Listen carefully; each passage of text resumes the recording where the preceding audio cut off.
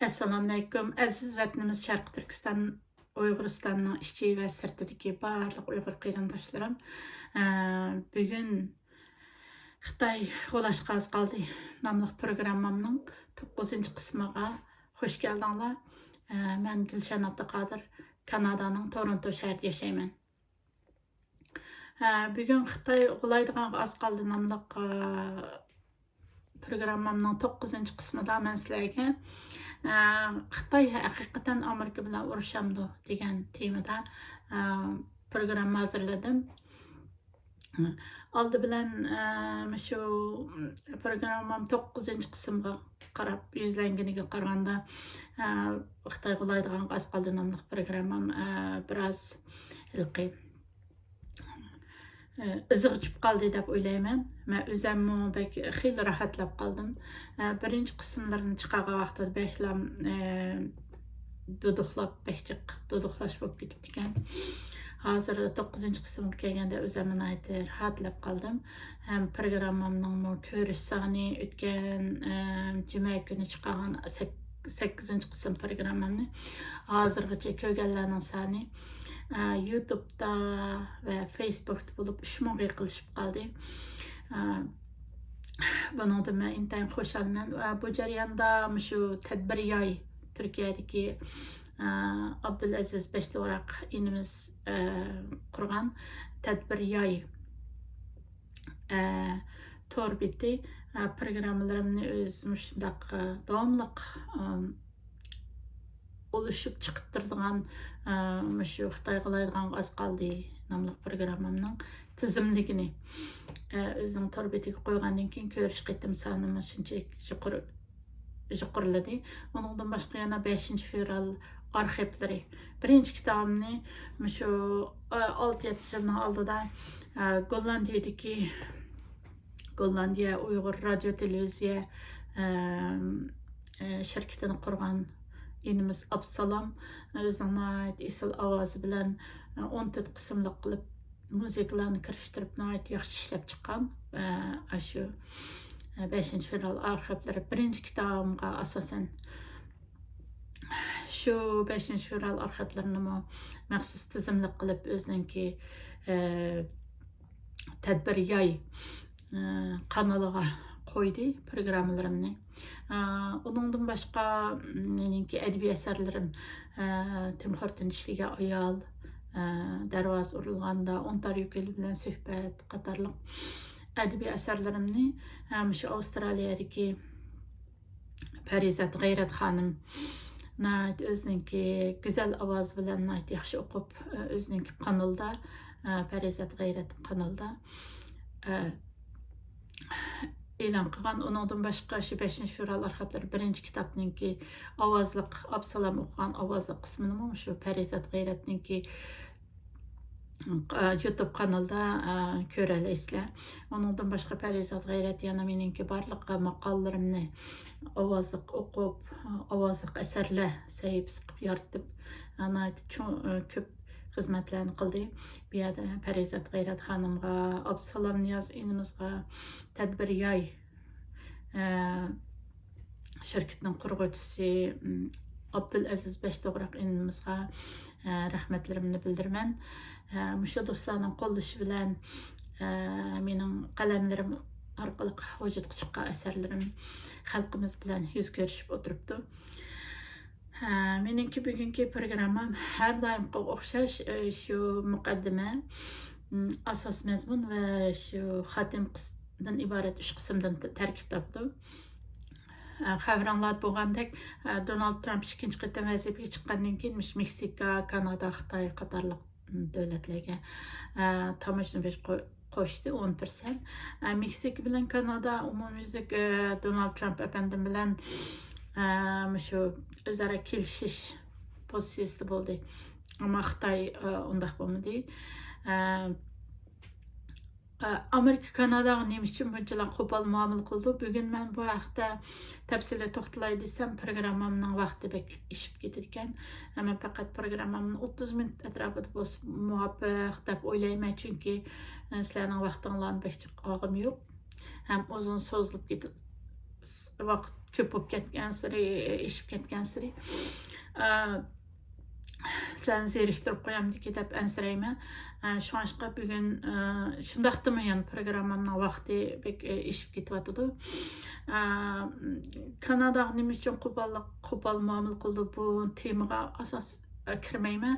Ammo Donald Trump efendim davomli Kanadaninki bexatarligini qo'g'dash uchun Amerikaning 200 milliard dollar xərcləyətqanlığını tilgə aldı. Lekin bunun haqqında bir paktliq bir narsani tapamadım mən. Lekin Donald Trump efendim şundaq deb qarawatıdı. Nurgun muxbirlar bu haqda tədqiqat maqalalarini e'lon qildi. Lekin bu haqiqatan Amerikaninki Kanadaning bexatarligi uchun 200 milliard Amerika dollari xərcləyətqanlığı haqqında heç bir pakt yo'q, amma Donald Trump efendim shunaq deyatıdı. Bularning hammasi shu o'tgangi programmalarimda deb ketgandek, hammasini shu bundan keyin kelajakda ilib boradigan Donald Trump efendimning Xitoyni, ya'ni Xitoy kommunizmini yer yuzidan yo'q qilish dan iborat bir markaziy ideyasida o'zi bilan birlikda bir sapda turishini ümid qilib shundaq bajlarni qo'yibdi deb o'ylayman. Undan keyin shu Meksika bilan Kanadada fentanyl degan zaharli chekimlik o'jib ketgan. Meksikada shu Xitoy zavodlarini qurgan ekan fentanyl yasaydigan. Kanadada shu Meksika bilan Kanada orqali fentanyl Amerikaga kirib Amerika xalqini zaharlaydigan shundaq darajaga yetgan. Xitoyning. Endi bu haqda gap qilib kelsak bekchiq, fentanyl bilan o'tgan yilmi zaharlanib Amerikada Virginia shtatida bir Uyg'ur yigiti, yosh bir Uyg'ur yigit o'lib ketdi. 1997-yildagi 5-fevral G'ulji namoyishi va G'ulji inqilobi mush Xitoyning zaharni to'kma qilib G'ulji setishi bilan G'ulji xalqining, G'ulji yoshlarining shunchalik bir qahramonlik qilish bilan oxirlashgan Xitoyning qirg'inchiligi bilan. Bu haqda menaytı ko'p narsalar bor, lekin bugun kirsam o'zimning markaziy yerimdan chetnab ketaman.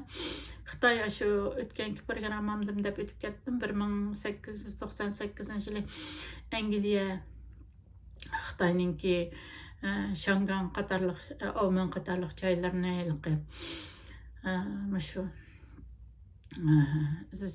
nemo apyum sababidan qarzi bo'lib qolganlik uchun 100 yillik ijaraga olgan ham Xitoyni shu apyum bilan zaharlagan ishini 100 yil o'tgandan keyin bugungi kunda dunyoga sunyotidi.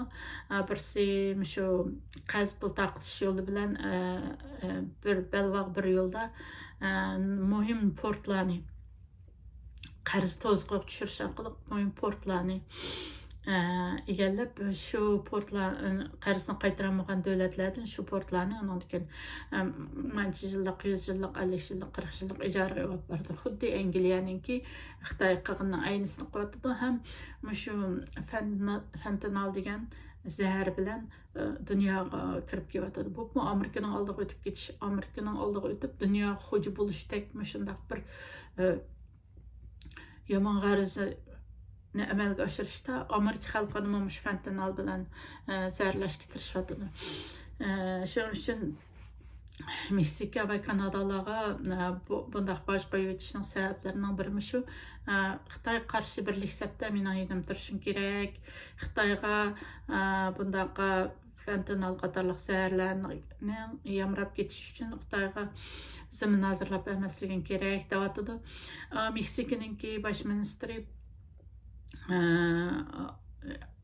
Amerika bosh qo'ygandan keyin Meksikaning bosh ministri ifoda bildirib, bundan keyin Xitoy mollariga o'ziniki bosh qo'ydiganligini bildirdi. Dunyoning shunday siyosiy tanqonligida nayt zo'r o'zgarishlar bo'lyapti. Donald Zelenskiy sirkilishida qo'llanilgan asosiy jumlalar bek açık. Donald Trump anca bek laqındaki manda diplomatik ibarlarını işletişki anca mahir emas bir prezident. Lekin haqiqiy cümleler şeker yaltılgan sün'i cümle emas. Dünya asasen bundan burun şeker yaltılgan saht sözlerge öğrenip qalgan. Endi Donald Trump bilen Zelenskiyni Aqsaraydagi xafa bo'lib xapılışıp qilish deb aldım men. Xapılışıp qilish, vaqirishib qilish jarayon ishlatilgan muhim so'zlarni men o'zim bir tizib chiqqandim. Shu so'zlarni bir sizlarga xatırlatib o'tib ketay. Chunki bu jarayon bu cümlelerden Uyg'urlarni ders olish kerak. Dünya diplomatiyasiga moslashish, manfaatlar oldida qandaq turish, dunyodagi siyosiy kuchlarning manfaat to'qinishlarining oldida qandaq turish jihatlarda Uyg'urlarga har holda manfaati bor deb o'ylayman. Donald Trump bilan Zelenskiyning Aqsaraydagi diyaloglar jarayonida ishlatilgan so'zlar tövendikçe. Birincisi, devletin ağır palakette. İkincisi, 3. Dünya uruşuğa sebep oluşun mümkün. Dördüncüsü, biz bilen birine bolsan kartın ba kulağında, bulmasa kartın yok. Beşinci, milyonlarca kişinin hayat üstüde kımar oynavatsan. Altıncı, 3. Dünya uruşu bilen kımar oynavatsan. 7. Amerikaga nayt zor hürmetsizlik qıvatsan. U vaqırmıdı. Dövlətinin beşi balada cıq gəp qıldım yeter. 9. Minskning suyba prezident Joe Biden sizlarga 350 milyar dollar yardım berdi. 9. Amerikaga teşekkür etişin kerak. 10. To'xtamay urush to'xtatishni xohlamayman, uni talab qilman, buni talab qilman deysan. 10. Biden isimli bir akılsız prezidentimiz vardı. 12. O tanklarını, o füzelerini ben verdim sana. Obama fakat sana kuru kağıt verdi. 13. Putin'nin ne Obama'ga ne Biden'a hürmeti battı ama birli bana hürmet bildiriyatdı. 14. 15. Senin keskin buluşun için küş bir vattı men. Amerika bulmasa işini kılamagan bulattın. 16. Ya ki kilişimge kol koysan ya ki sen ba ya da biz yok. Endi programmamnınki asasi merkez edilse görsek yakında Amerika Tashqi ishlar ministrligininki resmi torbetida Xitoyni Xitoy Xalq Cumhuriyati deb ataydigan kalimini qoldirib etib, faqat Xitoy deb atashga boshlagan. Amerika e'lon qilgan bir davlat hujjatida Amerika Tashqi ishlar ministrligi Xitoy hukumati haqida to'xtalgan vaqtida Xitoy Kommunistik Partiyasi degan kalimani qo'llanish kerak degan ta'limot bergan. Amerikada e'lon kechirsizlar, Amerikada e'lon qilingan bir hujjatda, Amerika hukumati tarafidan e'lon qilingan bir hujjatda shu Amerika Tashqi ishlar ministrligiga Xitoy haqida ko'p gap qilgan vaqtida Xitoy Kommunist Partiyasi degan kalimani qo'llanish kerak degan ta'limotni bergan. Ya'ni Xitoy xalqi bilan Xitoy Kommunist Partiyasini butunlay ayirib muomala qilish degan ma'noni bildirdi bu buyruq.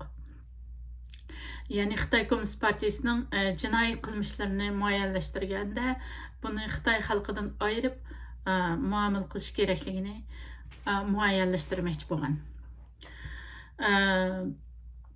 Hujjatda Jallod Shi Jinpingni Xitoy davlat raisi Shi Jinping deydigan kalimani ishlatishning o'rniga Xitoy Kommunist Partiyasining boshlig'i deb atash muqimlashtirilgan yoki muayyanlashtirilgan. Undan boshqa hujjat yana Amerika diplomatlariga Xitoyga nisbatan diplomatik kalimalarni ishlatganda Biden hukumati tarafidan qo'llanib kelgan mablag' silish, hamkorlik, raqobatlashish va yoki munosabatlarni munosabatlarni javobgarlik va mas'ul bo'lish pozitsiyasi bilan ilib berish degandek Xitoycha diplomatiya puruqi purab turadigan shekar yaltilgan xushamatga yaqin so'zlarni chiqarib etishni buyruq qilgan. Bayden hukumati vaqtida ishlatilib kelgan ba'zi kalimalarni radga solgan. Bu yerda kalimalarning toni intayin muhim. O'tgan yili 2024 yili Istanbulda o'tkazilgan Istanbulda 20 leksiya faoliyatida men milliy mustaqillik kurashlarida Uyg'ur kalimasining kuchi nomli bir leksiya so'zlagandim. Buni Uyg'ur Project fondi tarafidan chiqarilgan Davr va biz nomli kitobdan ko'rib baxsanglar bo'ldi. Shu Uyg'ur Project fondininki to'g'ri bitadi bor. Hamda shu patiqinda ham shu leksiyaninki videoluk qismi YouTube kanalı to'g'ri chiqarildi. Balkim ko'rib baxsanglar bo'ldi. Uyg'urlar kalimalarni qanday ishlatishini yaxshi bilish kerak. Bek kon kalimalarga bakchiq ishlamaslik kerak. Uyg'ur kalimasi hozir Xitoy uchun qo'rqinchli bir xatarlik kalima bo'lib qoladi. Chunki Uyg'urni yo'q qilish uchun umumyuzlik safarbarlikka keldi. Shuning uchun Uyg'urlar dunyo vaziyatiga moslashgan holda aqlni ishlatgan holda kalimalarni qanday ishlatish, hozirgi davrga moslashish haqida izlanish kerak deb o'ylayman. Ishlatayotgan kalimalarimiz muhim. Uyg'ur mustaqillik davorimizda qaysi kalimani qayerda qanday ishlatishimiz intayin muhim deb o'ylayman. Amerikaning Xitoy bilan bo'lgan shu diplomatik kalimalarda o'zgarish hosil qilayotganligi bu albatta bir narsaning bishorati. Bu nimaning bishorati deganda kelajakda Amerika-Xitoy munosabatlarida zo'r o'zgarish bo'lganligining bishorati. Ba'zi mutaxassislar bu kalima o'zgarishni Amerikaning Xitoy Kommunist partiyasi g'ulg'andan keyingi yangi bir davrga hozirligi deb tahlil qilyapti. Ularning qarashicha Sovetlar birligi qulashdan va yoki parchalanishdan burunmi Amerika mana shundaq diplomatik kalima yoki ibora o'zgarishlarni ib beribdi ekan. Bunun qo'shilib o'tgan qitimliq programmamda yana Oqsaroy torbitida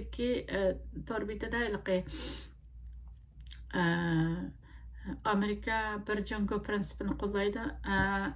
Tayvanninki mustaqil bo'lishini xohlamaydi degan ikki jumlaning ichidagi oxirgi jumlani evitib faqatla Amerika Xitoyning bir Xitoy siyosatini qo'llaydi degan jumlalarni qoldirib qo'yib Tayvanning mustaqil bo'lishini xohlamaydi degan jumlani ib tashlatgan. Buning bilan sizlarning bilganingizdek Xitoy tashqi ishlar ministrligining bayonoti chiqib voy Amerika bundaq qilmasligi kerak deb bu jumlani darhol joyiga qo'yib qo'ymasa undaq yomon oqibat chiqadi, bundaq yomon oqibat chiqadi degandek hisob ichi quruq jumlalarni ishlatib bir bayonotlarni bergandi. Bu deganlik nima bo'ldi? Bu bir narsalardan bishorat bo'lib, bu degan nima deganlik bo'ldi deganda, masalan Tayvanning hozir demokratik hokimiyati cho'ng quruqlikda Xitoy quruqligida hokimiyat beshiq kelsa, Xitoy kommunist hokimiyati ag'darilib tashlanib, uning o'rniga Tayvan demokratik hokimiyat beshiq kelsa, yanılam o'sha bir jango prinsipi ni qo'llaganlik bo'ldi. U yerda Tayvanning o'chog'ida Tayvanning mustaqilligi deganga o'xshash bir narsalar mavjud bo'lmaydi. Demak, bu yerdagi Amerikadagi kalimalarning o'zgarishi, bunday jumlalarning tashlanishi bekor emas. Bu yerda bir dunyoninki kelajak tamponligi, kelajak o'zgarishidan bir bishorat beryapti. Bu kalima o'zgarishlarning mohiyatini allaqachon to'nib yetgan va bu mohiyatini asirgan Xitoy puti ko'ygan to'xovdek bo'lib qoldi.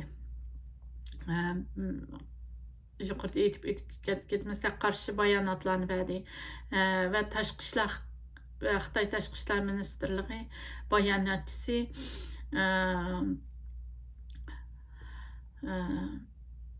bu kelime özgürlüklerine özlerine intayin karşı ekanligini bildirdi. Bunun qo'shilib Donald Trump efendim Xitoy mallarga 10% tamojni besh qo'shganligini e'lon qildi. 4 mart kuni Xitoy Tashqi ishlar ministrligi bayonot e'lon qilib, agar Amerika urush xohlasa, mayli u tamojni urushi bo'lsin, va yoki tijorat urushi bo'lsin, va yoki boshqa bir urush bo'lsin, biz oxir qadar urushga hozirmiz degan shaklda bir bayonot e'lon qildi. Her qanday urushga biz tayyormizda, yoki tamojni urushi bo'lsin, yoki yumshoq urush, yoki qattiq urush, yoki so'qoq urush, yoki issiq urush bo'lsin, qanday urush bo'lsa biz hozirmiz deb aytdi. Cho'ng gap qilib Xitoy o'zininki burunqi gap qilish usullariga faqat o'xshamaydigan bayonot e'lon qilish usullariga o'xshamaydigan shunday bir bayonot berdi. Xitoyning bu bayonoti ijtimoiy taratqularda zo'r g'ulg'ul qo'zg'adi. Xitoy Kommunist partiyasining bu xil ig'vorgarchilik uslubi so'g'uq munosabatlar urushi davridagi bayonotlarga o'xshaydi. Demak, ayni vaqtida, ya'ni 40 yillarda Yaponiyalik bir ushquvchi talviliq qilib, Amerikaninki mush bir oraliga bomba tashlab qo'yib, onun arkasından dünyada unutilg'usiz ishlar sabab bo'lgandek bir talvalachi ahvolda bu. O'tgan programmalarimizda aytib ketganimizdek, Xitoy harigiz urush qilishni xohlamaydi. So'z ta'limotlar bo'yicha eng yaxshi urushmasdan utgan urush deydigan bir ideologiyani ilgari surib kelganlikda hozirgacha. Bu mushu Xitoyning eng yaxshi urushmasdan tutgan urush degan so'zli ta'limotiga bilan bu bayonotni birlashtirib tahlil qilsak, bu bayonot Xitoyning davomli dunyo ko'rib turayotgan mishchanka bayonotga qat'iy o'xshamaydi. Demak, Xitoy ishki kabinetida Amerika Tayvan masalalarida ixtilofning intayin ig'ir ekanligini, xuddi bir jonliq bomba oldida turayotganligini ko'rib olamiz. Chunki Xitoy atislar bir 2 kun o'tgandan keyin yumshab ketdi. Yuqoridagi bayonotlarning tüptün aksicha bir bayonot berdi. Amerika Xitoyga qarata qo'ygan 10% baydan keyin Xitoy tarafmi javob sifatida Amerikadan import qilinadigan dehqonchilik va yemak-ichmak mahsulotlarga 10-15% kicha tamojni berish qo'ydiganligini va Amerikaning 25 shirkatiga qarata import va mablag' selishni qisqartirganligini bildirdi. Xitoyninki yuqoridagi bayonotidan keyin Amerika Davlat Mudofaa ministri Peter Hegseth Fox televiziya kanalining ziyoratini qabul qilib, Amerika har qanday urushga hozir, ammo Amerika Xitoy bilan urushqisi yo'q. Xitoyning bu bayonotidan keyin askari qismlarin shu bayonotdan keyin askeri qismlarimizni yangidan tartibga silib, har turli to'qinishga tayyor turimiz deb bayonot berdi. Bu Amerikaning bu bayonotimi keskin bir bayonot bo'lib, oldiki Biden hukumatiningki bayonot berish uslubiga tubdan o'xshamaydigan keskin bir bayonotdi.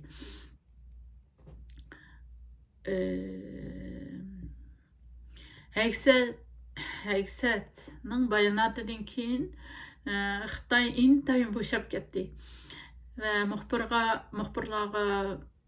muxbirlarning so'ragan savollariga javob berib, mayli tamojni urush bo'lsin, mayli savdo urush bo'lsin, mayli so'quq urush va yoki issiq urush bo'lsin, hech qanday urush bo'lmasligi kerak, ham hech kim bu urushda uftolmaydi dedi.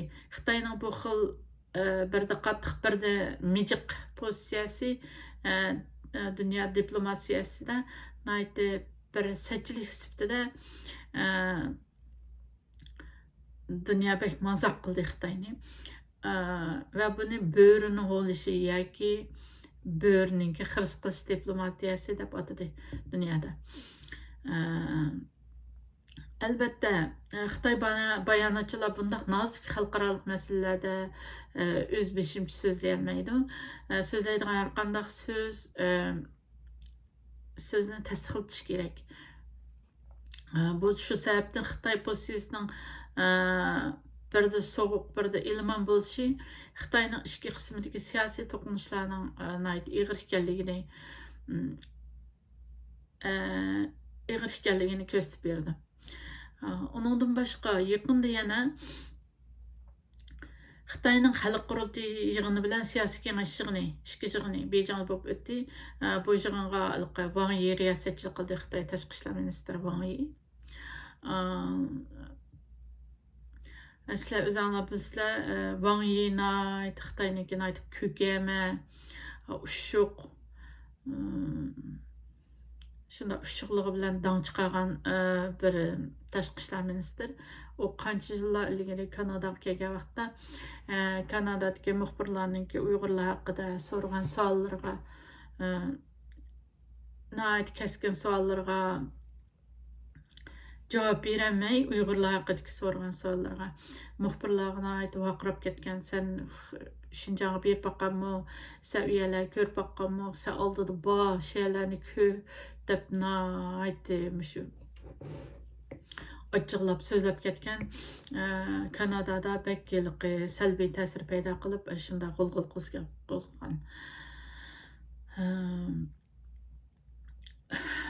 Endi mush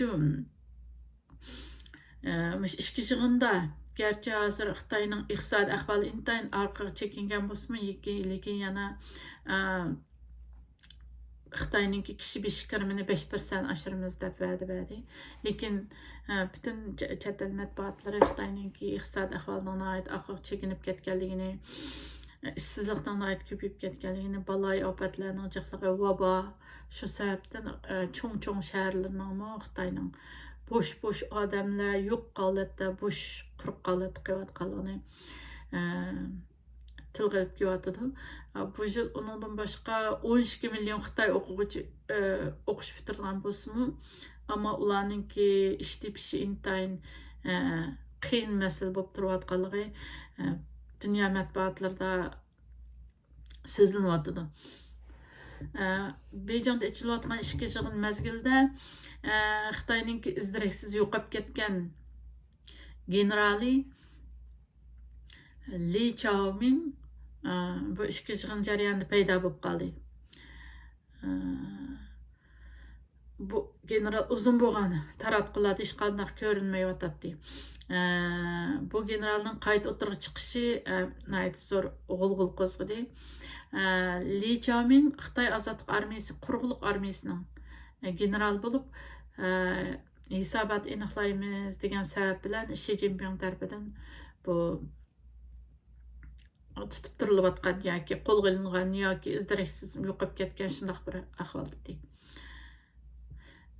Xitoyda izdiraksiz yo'qolib ketgan 4 general bor. Birisi shu Li Chaoming, yana birisi Xitoy Xalq ozodlik armiyasi quruqliq qismining siyosiy komissari Chen Shutong, yana birisi Xalq ozodlik armiyasi moliya ishlari siyosiy komissari Yuan Huaji, general Yuan Huaji. Onun to'rtinchisi qurolli saqchi qism qo'mondoni general Wang Chunning. Qatorliq 4 general izdiraksiz yo'qolib ketgan. Onundan boshqa bu generallarninki shu izdiraksiz yo'qolib ketishi Hojin nima bilan Xitoyningki harbiy qismi bilan Shi Jinpingning o'tirsidagi ziddiyatning Hongning bag'ansiri yo'g'inab ketayotganligini ko'rsatib turibdi. Ba'zi Xitoy demokratchilari Hu Jintao, Wen Jiabao qatorliq shu Xitoy Kommunist partiyasi azal partiyasi tarafdorlarininki Xitoy Kommunist Partiyasining liderligini allaqachon qo'lga ep bo'lganligini, Shi Jinpingning iste'fo berishi va yoki vazifasidan qilishning faqatla rasmiy holdagi e'lon qilinish bosqichida turayotganligini tilga ilishyotidi. Demak, mayli endi aziz qarindoshlar, programmamning oxirgi qismi xotima yoki uchig'i kelib qoldik. Mayli Xitoyning ichki qismidagi ahvollar bo'lsin, Shi Jinpingning shu harbiy qurolli qismlarning ichidagi ahvollarda bo'lsin, Shi Jinpingning inovatining faqat qolmaganligi, harbiy qismlar ichida Shi Jinpingga qarshi o'qitishib harakatlarning gap so'zlarning ko'p bo'layotganligi Xitoy demokratchilar tarafidan o'tirg'i chiqyotidi. Uningdan boshqa mush ishga yig'in mezgildimi shunchalik ahvol bek bo'sh va kayfiyat bek sus bo'lib, Shi Jinpingning kirish qismi, o'tirg'i qismlari, oxirgi qismlarda Xitoy o'zi e'lon qilgan ko'rishga bo'ladigan qismlardan biz nurg'ulg'an narsalarni his qila olamiz. Endi hozir shu ichki qismdagi ahvollar, Xitoyning uningdan boshqa Xitoyning ichki qismidagi shu siyosiydan boshqa iqtisodiy omillar, uningdan keyin shu dunyo vaziyati, Amerikaning Xitoyga qarshi, Xitoyning Amerikaning oldiga o'tib ketmaslikni oldin olish uchun berayotgan harakatlari va Xitoyning shu o'tganda qismliq programmalarim deb o'tib ketganimdek bir balvoq bir yo'l deydigan bu she'rin tushining dunyo miqyosida mag'lub bo'layotganligi qatorliq omillarning hammasi birlashib Xitoyning pat arda g'ulaydiganligidan bishorat bermoqda. Men keyingi qism programmalarimda yana davomli holda sizlarni shu Xitoyning g'ulaydiganligiga oz qolganligi haqida uchur, muloyiza va ko'z qarashlar bilan ta'minlayman. Omon bo'linglar. Kelar qismliq programmamizda ko'rishaylik.